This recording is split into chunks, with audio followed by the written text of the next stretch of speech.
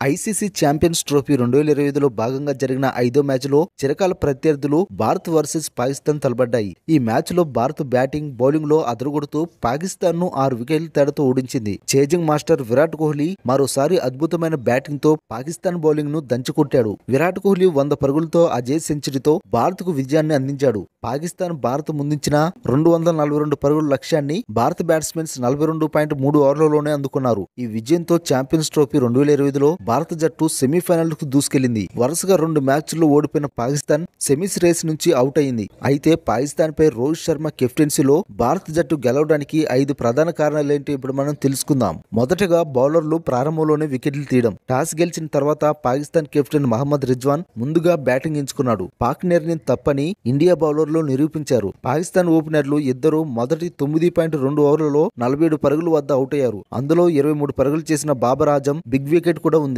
ఇక రెండో కారణం వచ్చేసి మధ్య ఓవర్లో పాక్ ను పరుగులు చేయకుండా అడ్డుకున్న భారత బౌలర్లు పాకిస్తాన్ బ్యాట్స్మెన్స్ ను మిడిల్ ఆర్డర్ లో పరుగులు చేయకుండా అడ్డుకున్నారు. దీంతో రన్ రేట్ చాలా వరకు తగ్గిపోయింది. పాక్ పెద్ద స్కోర్ చేయలేకపోయింది. ఇది భారత జట్టుకు లభించింది. సౌద్ షకీల్, మహమ్మద్ రిజ్వాన్ 104 పరుగుల భాగస్వామ్యాన్ని నెలకొల్పినప్పటికీ దానికోసం 144 బంతులు తీసుకున్నారు. ఇక మూడో కారణం వచ్చేసరికి 8 మంది పాకిస్తాన్ బ్యాట్స్మెన్లు 100 పరుగుల లోపే అవుట్ అవడం. పాకిస్తాన్ ఆరంభంలో కొంచెం మెరుగైన స్థితిలో కనిపించింది. ఆ తర్వాత కూడా మెరుగైన స్థితికి వెళ్తున్నట్టుగా ముందుకు సాగింది. అయితే మహమ్మద్ రిజ్వాన్ 151 పరుగుల వద్ద అవుట్ అవగానే 8 వికెట్లు ఒకదాని తర్వాత ఒకటి వరుసగా పడిపోయాయి. ఆ తర్వాత 90 పరుగులకి ఆల్అౌట్ అయింది. దీని కారణంగా పాకిస్తాన్ 241 పరుగులు మాత్రమే చేయగలిగింది. ఇక నాలుగో కారణం వచ్చేసరికి చేజింగ్ లో భారత్ కు మంచి ఆరంభం లభించింది. 242 పరుగుల లక్ష్యాన్ని ఛేదించే క్రమంలో భారత బ్యాట్స్మెన్స్ వేగంగా ఆరంభించారు. మొదట రోహిత్ శర్మ 20 పరుగులు, ఆ తర్వాత శుభ్మన్ గిల్ 46 పరుగులు చేశారు. దీని కారణంగా జట్టుకు మంచి ఆరంభం లభించింది.